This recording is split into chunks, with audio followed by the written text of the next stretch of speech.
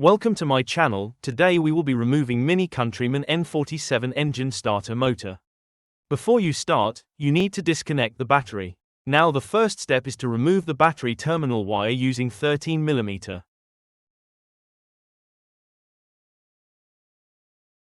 Now using 8mm, remove the solenoid output terminal wire.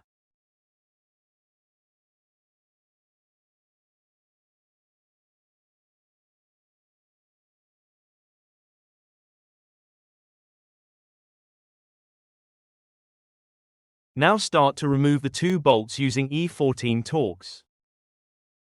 A failing starter motor can cause several problems, including a clicking sound when trying to start, slow cranking, and intermittent starting issues, along with potential grinding or whirring noises, and in some cases, smoke or a burning smell. Here's a more detailed look at the symptoms. Clicking noise. When you turn the key or press the start button, you may hear a clicking sound instead of the engine cranking. This indicates the starter motor isn't engaging or is failing to turn over the engine. Slow cranking. The engine turns over slowly or takes a long time to start. Now start to wiggle the starter motor and you have successfully removed your starter motor.